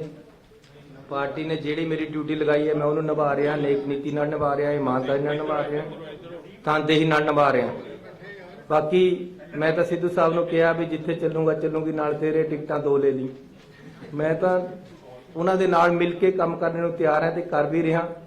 ਬਾਕੀ ਇਹ ਹੈ ਕਿ ਪਾਰਟੀ ਜਿਹੜੀ ਹੁੰਦੀ ਹੈ ਉਹ ਸਰਕਾਰ ਦੀ ਬਾੜ ਹੁੰਦੀ ਹੈ ਤੇ ਪਾਰਟੀ ਨੇ ਆਪਣੀ ਸਰਕਾਰ ਨੂੰ ਉੱਪਰ ਚੱਕਣਾ ਹੁੰਦਾ ਹੈ, ਤੇ ਮੈਂ ਆਪਣੇ ਵੱਲੋਂ ਹਰ ਕੁਰਬਾਨੀ ਪਾਰਟੀ ਲਈ ਹਮੇਸ਼ਾ ਕਰਨ ਨੂੰ ਤਿਆਰ ਰਹਿੰਦਾ ਤੇ ਤਿਆਰ ਹਾਂ। ਮੈਨੂੰ ਜਿਵੇਂ ਪਾਰਟੀ ਕਹੇਗੀ ਮੈਂ ਉਸ ਤਰ੍ਹਾਂ ਚੱਲਣਾ ਹੈ, ਲੇਕਿਨ ਅੱਜ ਜਿਹੜੀ ਇਹ ਹੈ ਇਹ ਸਰਕਾਰ ਦੇ ਕੰਮਾਂ ਤੇ ਅਸੀਂ ਗੱਲ ਕਰ ਰਹੇ ਹਾਂ। ਹੋਰ ਤੁਸੀਂ ਇਹਦੇ ਬਾਰੇ ਕੋਈ ਗੱਲ ਪੁੱਛਣੀ ਤਾਂ ਪੁੱਛ ਸਕਦੇ। ਚੰਨੀ ਸਾਹਿਬ ਇਧਰਲੇ ਪਾਸੇ। ਚੰਨੀ ਸਾਹਿਬ ਮੇਰਾ ਸਵਾਲ ਆਪਣੇ ਕੁਲੀਗ ਦੇ ਨਾਲ ਅੱਗੋਂ ਹੀ ਹੈ ਕਿ ਤੁਸੀਂ ਬੜੇ ਨੈਕਸਸ ਤੋੜੇ, ਬੜਿਆਂ ਨੂੰ ਕੀਲ ਲਿਆ। ਨਵਜੋਤ ਸਿੱਧੂ 100 ਦਿਨ ਚ ਕੀਲਿਆ ਨਹੀਂ ਗਿਆ, ਜੁਗਤ ਹੈ ਨਹੀਂ, ਜੁਗਾੜ ਹੈ ਨਹੀਂ, ਕੀ ਕਰਨਾ ਹੈ? ਕਰੋ ਰਹਿਣ ਤੋਂ ਹੋਰ ਕੋਈ ਗੱਲ ਕਰ। ਚੰਨੀ ਸਾਹਿਬ ਤੁਸੀਂ ਕਿਹਾ ਵੀ ਚੱਲੂਗੀ ਨਾਲ ਤੇਰੇ, ਟਿਕਟਾਂ 2 ਲੈ ਲਈ। ਇੱਕ ਟਿਕਟ ਤਾਂ ਤੁਹਾਡੇ ਕੋਲ ਹੈਗੀ ਆ, ਦੂਸਰੀ ਲੈਣ ਵਾਸਤੇ ਤਿਆਰ ਨਹੀਂ ਹੈ। ਲਗਾਤਾਰ ਹੀ ਸਵਾਲ ਵੀ ਤੁਹਾਡੇ ਉੱਤੇ ਖੜੇ ਕੀਤੇ ਜਾ ਰਹੇ ਨੇ ਕਿ ਲੋਲੀਪੌਪ ਵੰਡੇ ਜਾ ਰਹੇ ਨੇ ਜਾਂ ਕੁਝ ਵੀ ਹੈਗਾ। ਇਹ ਵੀ ਕਿਹਾ ਜਾ ਰਿਹਾ ਕਿ ਬਿਨਾਂ ਲਾੜੇ ਤੋਂ ਜਿਹੜੀ ਬਰਾਤ ਹੈਗੀ ਆ ਉਹ ਜਾ ਨਹੀਂ ਸਕਦੀ ਹੈਗੀ ਵਿਧਾਨ ਸਭਾ ਦੇ ਵਿੱਚ। ਕੀ ਲੱਗ ਰਿਹਾ ਹੈਗਾ ਕਿ ਜਿਹੜਾ ਸੀਐਮ ਦਾ ਫੇਸ ਹੈਗਾ, ਸੀਐਮ ਦਾ ਫੇਸ ਹਾਈ ਕਮਾਂਡ ਨੇ ਕਿਹਾ ਕਿ ਕੋਈ ਵੀ ਨਹੀਂ ਹੋਊਗਾ, ਹਾਈ ਕਮਾਂਡ ਹੀ ਫੇਸ ਹੋਊਗਾ। ਤੁਹਾਡਾ ਨਾਂ ਅੱਗੇ ਵਧਾਇਆ ਜਾ ਰਿਹਾ ਤੇ ਸਿੱਧੂ ਸਾਹਿਬ ਕਹਿੰਦੇ ਨੇ ਕਿ ਮੈਂ ਮੁੱਖ ਮੰਤਰੀ ਬਣਨਾ ਹੈਗਾ। ਤੇ ਇਹਦੇ ਨਾਲ ਹੀ ਮੇਰਾ ਦੂਸਰਾ ਸਵਾਲ ਇਹ ਹੈਗਾ ਕਿ ਕੱਲ ਜਿਸ ਤਰ੍ਹਾਂ ਕਿ ਪੰਥਕ ਇਕੱਠ ਕੀਤਾ ਜਾ ਰਿਹਾ ਹੈਗਾ ਸ੍ਰੀ ਦਰਬਾਰ ਸਾਹਿਬ ਦੇ ਮੰਜੀ ਸਾਹਿਬ ਹਾਲ ਦੇ ਵਿੱਚ ਬੇਅਦਬੀ ਦੇ ਮਸਲੇ ਨੂੰ ਲੈ ਕੇ, ਉਹਨੂੰ ਸਰਕਾਰ ਕਿਸ ਤਰ੍ਹਾਂ ਦੇਖ ਰਹੀ ਹੈ? ਦੇਖੋ, ਬੇਅਦਬੀ ਦਾ ਮਸਲਾ ਜਿਹੜਾ ਹੈ ਇਹਦੇ ਨਾਲ ਕੋਰਟ ਵੀ ਨਾਲ ਚੱਲਦੀ ਹੈ। ਕੋਰਟ ਵੱਲੋਂ ਬੜੀਆਂ ਰਿਸਟ੍ਰਿਕਸ਼ਨਾਂ, ਔਰ ਤੁਹਾਨੂੰ ਪਤਾ ਕਿ ਪਿਛਲੀ ਸਰਕਾਰ ਨੇ ਇਹਨੂੰ ਬੁਰੀ ਤਰ੍ਹਾਂ ਉਲਝਾਇਆ ਹੋਇਆ, ਸਾਨੂੰ ਉਧਰ ਵੀ ਪੂਰੀ ਲੜਾਈ ਦੇਣੀ ਪੈ ਰਹੀ ਹੈ। ਹੁਣ ਵੀ ਇੱਕ ਬੰਦੇ ਨੇ 164 ਦੇ ਬਿਆਨ ਦਿੱਤੇ ਬਾਬੇ ਦੇ ਖਿਲਾਫ, ਉਹਦੇ ਵਿੱਚ ਅਸੀਂ ਬਾਬੇ ਦੇ ਵਾਰੰਟ ਲਏ, ਬਾਬੇ ਦੇ ਬੰਦੇ ਜਾ ਕੇ ਸਟੇ ਲਿਆਏ। ਕੋਰਟ ਨੇ ਸਾਨੂੰ ਕਹਿਤਾ ਤੁਸੀਂ ਇਹਨੂੰ ਔਰ ਇਹਦੀ ਕਸਟੋਡੀਅਲ ਇੰਟਰੋਗੇਸ਼ਨ ਨਹੀਂ ਕਰ ਸਕਦੇ, ਜੇਲ੍ਹ ਜਾ ਕੇ ਪੁੱਛ ਲਓ। ਅਸੀਂ ਜਾ ਕੇ ਉੱਥੇ ਪੁੱਛਿਆ, ਜਿਹੜੀ ਸਿੱਟ ਹੈ ਉਹਨੇ ਜੋ ਮੈਨੂੰ ਦੱਸਿਆ ਗਿਆ ਸਿੱਟ ਵੱਲੋਂ, ਉੱਥੇ ਜਾ ਕੇ ਪੁੱਛਿਆ, ਉਹਨੇ ਸੈਟੀਸਫੈਕਟਰੀ ਜਵਾਬ ਨਹੀਂ ਦਿੱਤੇ। ਇਹ ਗੱਲਾਂ ਮੈਨੂੰ ਜੋ ਪਤਾ ਲੱਗੀਆਂ ਮੈਂ ਤੁਹਾਨੂੰ ਉਹ ਦੱਸ ਰਿਹਾ। ਉੱਥੋਂ ਟੀਮ ਨੂੰ ਪੁੱਛਣ ਗਏ, 3 ਵਾਰ ਟੀਮ ਨਹੀਂ ਮਿਲੀ, ਅਲਟੀਮੇਟਲੀ ਇੱਕ ਬਜ਼ੁਰਗ ਆਦਮੀ ਮਿਲਿਆ। ਹੁਣ ਫੇਰ ਬਾਬੇ ਤੋਂ ਅਸੀਂ ਕੋਰਟ ਵਿੱਚ ਕਿਹਾ ਕਿ ਸਾਨੂੰ ਇਹਦੀ ਕਸਟੋਡੀਅਲ ਇੰਟਰੋਗੇਸ਼ਨ ਦਿਓ, ਇਹ ਸਾਨੂੰ ਸਹੀ ਜਵਾਬ ਨਹੀਂ ਦੇ ਰਹੇ। ਅਸਲ ਦੇ ਵਿੱਚ ਇੱਕ ਹੋਰ ਵੀਡੀਓ ਘੁੰਮ ਰਹੀ ਹੈ, ਇੱਕ ਲੇਡੀ ਕਹਿ ਰਹੀ ਹੈ ਕਿ ਜੀ ਸੁਖਬੀਰ ਬਾਦਲ ਤੇ ਉਹ 3 ਬੰਦੇ ਜਿਹੜੇ ਭਗੌੜੇ ਇਹ ਆਪਸ ਦੇ ਵਿੱਚ ਇਕੱਠੇ। ਇਹ ਗੱਲਾਂ ਸਾਰੀਆਂ ਸਾਹਮਣੇ ਆਉਣੀਆਂ। ਸੁਖਬੀਰ ਬਾਦਲ ਦਾ, ਅਕਾਲੀ ਦਲ ਦਾ ਇਹਦੇ 'ਚ ਕਿਆ ਰੋਲ ਹੈ, ਬਾਬੇ ਦਾ ਕਿਆ ਰੋਲ ਹੈ, ਇਹ ਸਾਰਾ ਸਾਹਮਣੇ ਦਿਖ ਰਿਹਾ ਹੈ। ਲੇਕਿਨ ਇਹਨੂੰ ਸਾਹਮਣੇ ਲਿਆਉਣ ਵਾਸਤੇ ਅਜੇ ਕੋਰਟ ਦੀਆਂ ਅੜਚਣਾਂ ਹੈ, ਉਹਨਾਂ ਨੂੰ ਪਾਸੇ ਕਰਕੇ ਅਸੀਂ ਅੱਗੇ ਵਧ ਰਹੇ। ਸਿੱਟ ਅੱਗੇ ਵਧ ਰਹੀ ਹੈ ਇੰਡੀਪੈਂਡੈਂਟਲੀ, ਜੋ ਮੈਨੂੰ ਉਹਨਾਂ ਨੇ ਦੱਸਿਆ ਉਸ ਤਰੀਕੇ ਨਾਲ ਮੈਂ ਤੁਹਾਨੂੰ ਸਾਰੀ ਗੱਲ ਦੱਸ ਦਿੱਤੀ। ਮੁੱਖ ਮੰਤਰੀ ਸਾਹਿਬ ਇੱਧਰ ਤੇ ਇੱਧਰ ਤਰਲੋਚਨ ਹੋਏ। ਮੁੱਖ ਮੰਤਰੀ ਸਾਹਿਬ ਚੋਣ ਜਾਬਤਾ ਕਿਸੇ ਵੇਲੇ ਵੀ ਲੱਗਣ ਦੇ ਅਸਾਰ ਹੈ। ਚੰਨੀ ਸਾਹਿਬ ਕੋਲ ਕਿਹੜਾ ਇਦਾਂ ਦਾ ਕੋਈ ਟਾਰਗੇਟ ਹੈ ਵੀ ਜਾਂ ਵੱਡਾ ਸੁਪਨਾ ਜਿਹੜਾ ਚੋਣ ਜਾਬਤੇ ਤੋਂ ਪਹਿਲਾਂ ਤੋਂ ਹੀ ਲਾਗੂ ਕਰਾਉਣ ਲਈ ਯਤਨਸ਼ੀਲ? ਮੈਂ ਸਭ ਤੋਂ ਜ਼ਿਆਦਾ ਯਤਨਸ਼ੀਲ ਨੌਜਵਾਨਾਂ ਦੀ ਨੌਕਰੀ ਦਾ ਮਸਲਾ ਹੱਲ ਕਰਨਾ, ਉਹਨਾਂ ਦੀ ਪੜ੍ਹਾਈ ਦਾ ਤੇ ਉਹਨਾਂ ਨੂੰ ਅੱਗੇ ਵਧਣ ਦੀ ਸੋਚ ਜਿਹੜੀ ਆ ਉਹਦੇ ਪਿੱਛੇ ਕੰਮ ਕਰ ਰਹੇ ਹਾਂ। ਉਹਦੇ ਬਾਰੇ ਚ ਮੈਂ ਤੁਹਾਨੂੰ 4 ਤਰੀਕ ਨੂੰ ਦੁਬਾਰੇ ਪ੍ਰੈਸ ਕਾਨਫਰੰਸ ਕਰਾਂਗਾ ਤੇ ਅਸੀਂ ਪੱਕਾ ਕੋਈ ਕਾਨੂੰਨ ਔਰ ਗਾਰੰਟੀ ਲੈ ਕੇ ਆਵਾਂਗੇ ਜਿਹੜੇ ਕਿ ਯੂਥ ਨੂੰ ਅੱਗੇ ਵਧਣ ਵਾਸਤੇ ਔਰ ਉਹਨਾਂ ਦੀਆਂ ਨੌਕਰੀਆਂ ਵਾਸਤੇ ਫੈਸਿਲਿਟੇਟ ਕਰਾਂਗੇ। ਚੰਨੀ ਸਾਹਿਬ, ਤੁਸੀਂ ਪੱਤਰਕਾਰਾਂ ਦੇ 3 ਮਸਲੇ ਹੱਲ ਕੀਤੇ, ਉਹਦੇ ਲਈ ਅਸੀਂ ਤੁਹਾਡਾ ਧੰਨਵਾਦ ਕਰਦੇ ਹਾਂ, ਪਰ 2-3 ਮਸਲੇ ਹੋਰ ਅਹਿਮ ਨੇ। ਮੈਂ ਕਿਹਾ ਜੀ ਉਹ ਪਾਈਪਲਾਈਨ ਚ ਹੈ, ਉਹ ਮੈਂ ਕਹਿੰਦੇ ਨਾ ਨਹੀਂ ਕੀਤੀ, ਵੱਡੇ ਮਸਲੇ ਰਹਿ ਨਾ ਜਾਣ, ਨਹੀਂ ਰਹਿਣ ਦਿੰਦੇ। ਇਹ ਇੱਕ ਮਸਲਾ ਹੋਰ ਹੈ ਜੀ। ਇਸ ਦੇ ਨਾਲ ਅਗਲੀ ਜਿਹੜੀ 4 ਦੀ ਕਾਨਫਰੰਸ ਕਰਨੀ ਹੈ, ਅਸੀਂ ਚਾਹਾਂਗੇ ਕਿ ਤੁਸੀਂ ਪ੍ਰੈਸ ਕਲੱਬ ਕਰੋ, ਮਤਲਬ ਉਹਦੇ ਤੇ ਵੀ ਫੈਸਲਾ ਜਿਹੜਾ ਹੋਣਾ ਚਾਹੀਦਾ। ਇਸ ਦੇ ਨਾਲ ਹੀ ਇਹ ਤੁਸੀਂ ਵੱਖ-ਵੱਖ ਚਿਹਰਿਆਂ ਦਾ ਐਲਾਨ ਕੀਤਾ ਹੈ ਵੀ ਚਿਹਰਾ ਬਣਾਈਆਂ ਜਾ ਰਹੀਆਂ। ਇੱਕ ਮਤਲਬ ਬਹੁਤ ਵੱਡਾ ਪੰਜਾਬ ਦਾ ਸ਼ਹੀਦ ਹੋਇਆ, ਸ਼ਹੀਦ ਉਦਮ ਸਿੰਘ, ਉਹਦੀ ਚੇਅਰ ਦਾ ਰੌਲਾ ਪੈਂਦਾ ਰਿਹਾ ਪਿਛਲੀ ਇਸ ਤੁਹਾਡੀ ਸਰਕਾਰ 'ਚ ਵੀ ਪੈਂਦਾ ਰਿਹਾ। ਪੰਜਾਬੀ ਯੂਨੀਵਰਸਿਟੀ ਦੇ ਵਿੱਚ ਚੇਅਰ ਬਣਨੀ ਸੀ, ਉਹ ਚੇਅਰ ਅਜੇ ਤੱਕ ਨਹੀਂ ਬਣੀ, ਉਹਦਾ ਕੀ ਕਾਰਨ? ਇਹ ਜੇ ਨਹੀਂ ਬਣੀ ਤਾਂ ਬਣਾ ਦਾਂਗੇ, ਪਰ ਤੁਹਾਡੀ ਅੱਜ ਮੈਨੂੰ ਗੱਲ ਜੱਜ ਗਈ ਕਿਉਂਕਿ ਸ਼ਹੀਦ ਉਦਮ ਸਿੰਘ ਦੀ ਬਹੁਤ ਵੱਡੀ ਕੁਰਬਾਨੀ ਹੈ ਔਰ ਉਹਨਾਂ ਨੇ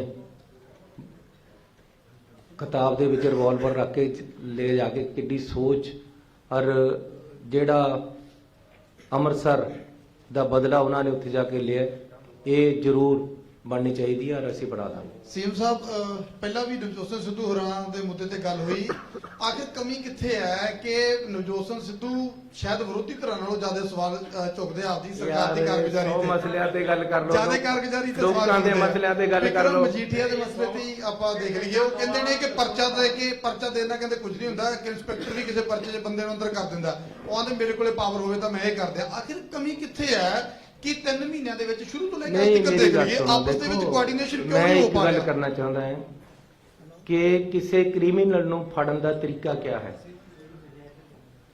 ਕਿਸੇ ਕ੍ਰਿਮੀਨਲ ਨੂੰ ਜੇ ਕਿਸੇ ਨੇ ਕੋਈ ਕ੍ਰਾਈਮ ਕਰਿਆ, ਉਹਨੂੰ ਤੁਸੀਂ ਸਭ ਤੋਂ ਪਹਿਲਾਂ ਤਾਂ ਪਰਚਾ ਹੀ ਦੋਗੇ ਨਾ, ਜਿਹੜੀ ਉਹਨੇ ਗਲਤ ਗੱਲ ਕਰੀ ਹੈ। ਔਰ ਅਸੀਂ ਤਾਂ ਪਰਚਾ ਵੀ ਕੋਰਟ ਦੀਆਂ ਹਦਾਇਤਾਂ ਤੇ ਕੀਤਾ ਹੈ। ਕੋਰਟ ਨੇ ਜਿਹੜੀ ਐਸਟੀਐਫ ਹੈ ਉਹਦੇ ਹੈੱਡ ਨੂੰ ਕਿਹਾ ਕਿ ਸਾਨੂੰ ਇਸ ਦੀ ਚੀਜ਼ ਦੀ ਰਿਪੋਰਟ ਦਿਓ, ਇਹਦੀ ਇਨਵੋਲਵਮੈਂਟ ਕਿਹਦੀ ਕਿੰਨੀ ਹੈ। ਉਹਦੇ ਵਿੱਚ ਉਹਦੀ ਇਨਵੋਲਵਮੈਂਟ ਆਈ, ਉਹਨਾਂ ਨੇ ਕੋਰਟ ਵਿੱਚ ਜਮ੍ਹਾਂ ਕਰਾਈ। ਕੋਰਟ ਨੇ ਕਿਹਾ ਤੁਸੀਂ ਇਹਦੇ ਤੇ ਕਾਰਵਾਈ ਕਰੋ। ਹਾਈ ਕੋਰਟ ਦੇ ਆਦੇਸ਼ ਹੈ, ਹਾਈ ਕੋਰਟ ਦੇ ਆਦੇਸ਼ ਪਰ ਅਸੀਂ FIR ਕੀਤੀ ਹੈ। ਐਸਟੀਐਫ ਦੀ ਪੂਰੀ ਰਿਪੋਰਟ FIR ਦੇ ਵਿੱਚ ਦਰਜ ਹੈ, ਰਿਪੋਰਟ ਤੇ ਹੀ ਦਾਈ ਪਰਚਾ ਬਣਿਆ ਹੈ ਤੇ ਉਹ ਪਰਚੇ ਤੇ ਕਾਰਵਾਈ ਹੋ ਰਹੀ ਹੈ। ਇਹ ਕਹਿੰਦੇ ਸੀ ਜਮੇ ਹੀ ਮਤਲਬ ਪਹਿਲਾਂ ਹੀ ਜਦ ਪਤਾ ਲੱਗ ਗਿਆ ਆਮ ਆਦਮੀ ਵਾਲਿਆਂ ਨੂੰ ਕਿ ਜੀ ਇਹ ਤਾਂ ਪਰਚਾ ਹੋਣ ਲੱਗਿਆ ਹੈ, ਉਹਨਾਂ ਨੇ ਕਹਿੰਦਾ ਬੋਧਾ ਪਰਚਾ ਕਰਨਗੇ। ਜੇ ਬੋਧਾ ਪਰਚਾ ਹੁੰਦਾ ਤਾਂ ਡਿਸਟ੍ਰਿਕਟ ਕੋਰਟ 'ਚ ਰੱਦ ਹੋ ਜਾਣਾ ਸੀ। ਸਿੱਧੂ ਸਾਹਿਬ ਵੀ ਕਿਉਂ ਨਹੀਂ ਸੈਟੀਸਫਾਈ ਹੋ ਪਾ ਰਹੇ? ਹੋ ਜਾਣਗੇ ਸੈਟੀਸਫਾਈ। ਮੈਂ ਤੁਹਾਨੂੰ ਦੱਸਦਾ, ਇੱਕ ਸ਼ੇਰ ਹੈ ਕਿ ਆਤੇ ਆਤੇ ਆਏਗਾ ਦਿਲ ਕੋ करार, जाते जाते बेकरारी जाएगी। फिक्र ना करो, घर सारे मसले हल कर देने। सीएम साहब, मैं कहता देता आते आते आएगा दिल को करार, जाते जाते बेकरारी जाएगी। ਚੰਨੀ ਜੀ ਇਹਦੇ ਨਾਲ ਹੀ ਹੈ ਵੀ ਜਿਹੜੇ हम भी आपकी राहों में खड़े हैं। ਕ੍ਰਿਟਿਸਾਈਜ਼ ਕਰ ਰਹੇ ਆ ਸਰਕਾਰ ਨੂੰ, ਕੀ ਉਹ ਸਰਕਾਰ ਲਈ ਫਾਇਦੇਮੰਦ ਹੈ ਇਮੇਜਲੀ ਕਿ ਐਪਰੀਸ਼ੀਏਟ ਕਰੇਗਾ ਤੁਹਾਡੇ ਜਿਹੜਾ ਅੱਗੋਂ ਚੋਣਾਂ ਦੇ ਵਿੱਚ ਉਹਦਾ ਕੀ ਅਸਰ ਹੋਏਗਾ, ਜਿਵੇਂ ਉਹ ਕ੍ਰਿਟਿਸਾਈਜ਼ ਕਰਦੇ ਨੇ ਓਪਨਲੀ ਸਟੇਜਸ ਤੇ ਆ ਕੇ? ਮੇਰੀ ਗੱਲ ਸੁਣੋ, ਮੈਂ ਹਮੇਸ਼ਾ ਕ੍ਰਿਟਿਸਿਜ਼ਮ ਨੂੰ ਵੈਲਕਮ ਕਰਦਾ ਹਾਂ, ਚਾਹੇ ਉਹ ਕੋਈ ਵੀ ਕਰ ਰਿਹਾ ਹੋਵੇ। ਮੇਰਾ ਭਰਾ ਵੀ ਜੇ ਮੈਨੂੰ ਕਹੇ ਤੂੰ ਇੱਥੇ ਗਲਤ ਹੈ ਤਾਂ ਮੈਂ ਆਪਣੇ ਆਪ ਨੂੰ ਠੀਕ ਕਰ ਲੈਂਦਾ। ਹੋਰ ਦੱਸੋ ਜੀ ਕੋਈ ਗੱਲ? सीएम साहब, ਹੋ ਗਿਆ ਸਰ? चलिए जी, हम भी आपकी राहों में खड़े हैं जनाब। ਨਹੀਂ, ਇਹਦਾ ਅਸਲੀ ਸ਼ੇਰ ਕੀ ਹੈ ਜਿਹੜਾ ਤੁਹਾਡੇ ਵਾਸਤੇ ਉਹ ਬਣਦਾ? ਤੁਸੀਂ ਮੈਨੂੰ ਇਹ ਕਹਿ ਸਕਦੇ ਹੋ ਕਿ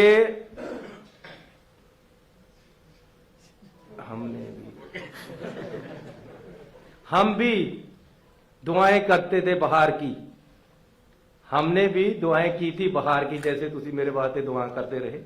हमने भी दुआएं की थी बहार की, है बागवां हमारा भी हक है बहार पर। थोड़ा पूरा हक है जी बहार पर। हुक्म करो। Sir, I have two questions. ਹੁਣ ਜੇ ਮੈਂ कहता ਮੈਨੂੰ ਸ਼ਾਇਰੀ ਨਹੀਂ ਹੁੰਦੀ ਹੈ ਤਾਂ ਉਧਰ ਤੇ ਰੌਲਾ ਪੈ ਜਾਣਾ, ਦੇਖਿਓ ਕਿਤੇ। ਹਾਲਾਂਕਿ ਮੈਂ ਪ੍ਰੋਮਪਟਲੀ ਜੋ ਮੈਨੂੰ ਸਾਹਮਣੇ ਆ ਰਿਹਾ ਮੈਂ ਕਰ ਰਿਹਾ। ਹਾਂਜੀ, मेरा पहला क्वेश्चन जनाब ये है कि पिछले 2 former chief minister Sardar Parkash Singh Badal, captain Amarinder Singh, उन्होंने as chief minister in Chandigarh अपनिया रिहायश लई गालबन 2 कोठियां संभाल रखियां सन जी। काइंडली टेल अस कि तुसी उन्हां चों कोई एक नूं खाली कर लिया है, खर्चे घटाउण लई, टौर घटाउण लई अपनी जो कोई भी है, एक कोठी च रहिंदे हो या पहलियां दी तरह 2 कोठियां दे विच ही हो? देखो मैं कहना कि कैप्टन अमरिंदर सिंह जी और पुराने जिन्हें सीएम रहे, इन्हां पास OSD की इन्नी फौज सी कि खर्चे उन्हां विच बहुत हो जाते सी। मेरा कोई OSD नहीं है। फिर उन्होंने पोलिटिकल सलाहकार बहुत सी, चहल साहब तो लेके पता नहीं किन्ने गणा देवां तुहानूं। उन्होंने गनमैन, उन्होंने तनख्वाहां, उन्होंने दफ्तरी अमले, पता नहीं क्या क्या। फौज OSD दी सी, फौज सलाहकारां दी सी। मेरा कोई सलाहकार नहीं। एक मिनट पूरी गल सुन लो। मेरा कोई भी सलाहकार नहीं, तुसी देख लो कागजां दे विच, तुसी पत्रकार हो। मेरा कोई OSD नहीं, मेरा कोई PA नहीं। मैं आप ही अपना PA है, मैं आप ही अपना OSD है, मैं आप ही अपना सलाहकार है। बाकी थोड़े वर्गे भरा सलाह दे देंगे है। ते मैं अपनी कोठी बदली नहीं, मैं उस विच रहना जिहड़ी 46 नंबर मेरे को पहला सी, मैं वही है। मैं CM वाली कोठी विच भी नहीं गया। होर हुक्म करो। सर हाँ जी, हुण उन्होंने पूछ लेने दो। हाँ जी, सर दूसरा एक क्वेश्चन, मिनट। हाँ जी, दूसरा पूछ लो। दूसरा क्वेश्चन है सर, पिछले कई सालों विच पंजाब की पॉलिटिक्स विच, सियासत विच बेगम मरूसा आलम नां दी पाकिस्तानी महिला जिहड़ी कैप्टन अमरिंदर सिंह दी दीवाना जी नूं लिया करो तुसीं। सर मेरा पॉइंट ये है कि वो हुण चले गए ने जी, पंजाब छड्ड गए ने।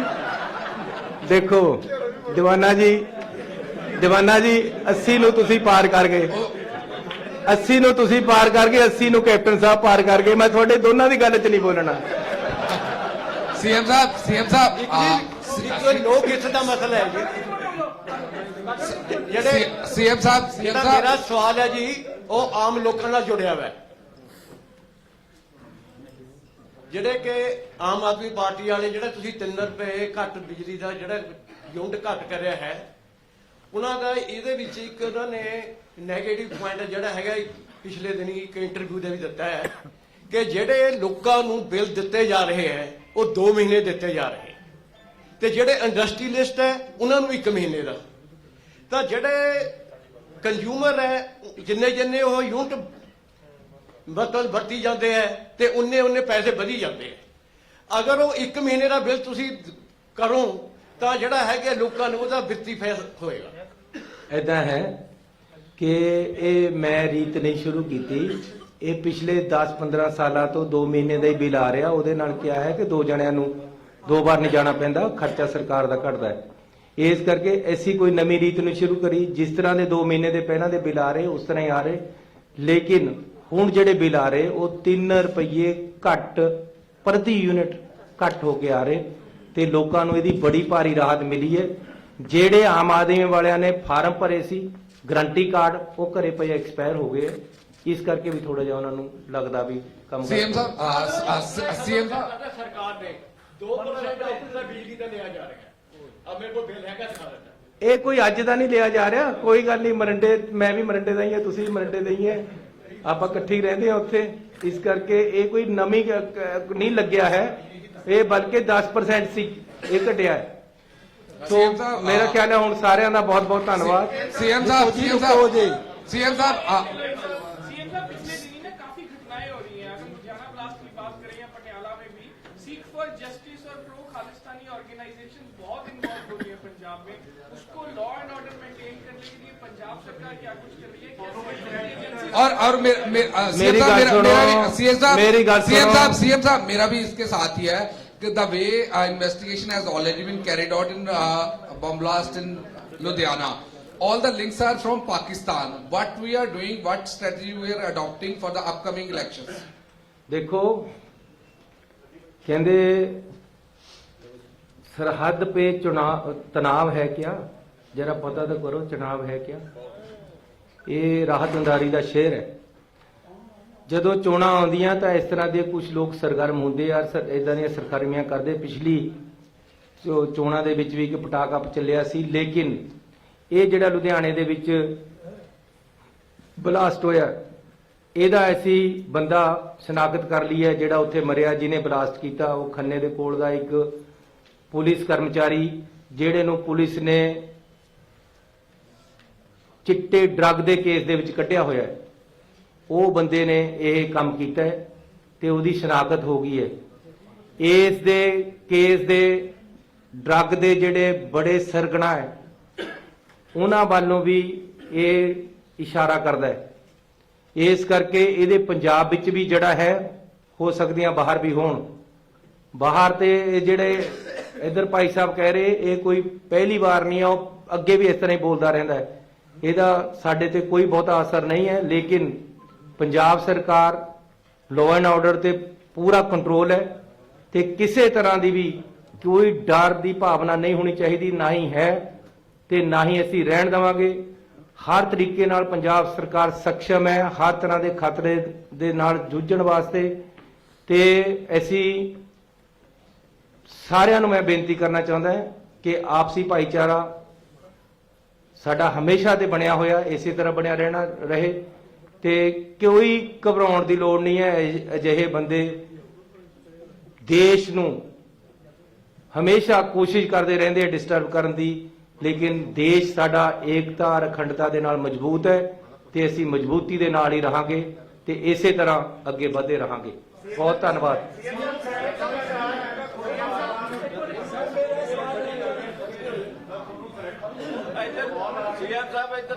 ਨਹੀਂ ਨਹੀਂ, ਮੈਨੂੰ ਨਹੀਂ ਪਤਾ ਵੀ ਮੈਨੂੰ ਕੋਈ ਕਾਲ ਆਈ ਹੈ, ਤੁਹਾਨੂੰ ਪਤਾ ਹੋਏਗਾ। ਦੇਖੋ ਪਹਿਲੀ ਗੱਲ ਤਾਂ ਇੱਕ ਗੱਲ ਸੁਣ ਲਓ, ਜੇ ਤੁਸੀਂ ਕਹਿ ਰਹੇ ਹੋ ਕਿ ਮੈਨੂੰ ਖਤਰਾ ਹੈ ਤਾਂ ਮੈਂ ਤੁਹਾਨੂੰ ਦੱਸ ਦਿੰਦਾ ਕਿ ਮੈਨੂੰ ਕੋਈ ਖਤਰਾ ਨਹੀਂ ਹੈ, ਨਾ ਮੈਨੂੰ ਕਿਸੇ ਦੀ ਪਰਵਾਹ ਹੈ ਗਲਤ ਆਨਸਰ ਦੀ। ਜਿਹੜੇ ਚੰਗੇ ਆਨਸਰ ਹੈ ਉਹਨਾਂ ਦੀ ਮੈਂ ਹਮੇਸ਼ਾ ਪਰਵਾਹ ਕਰਦਾ। ਆਪਾਂ ਹੁਣ ਬਾਕੀ ਮਿਲ ਕੇ ਕਰ ਲੈਣੇ ਗੱਲਾਂ। ਬਹੁਤ ਧੰਨਵਾਦ।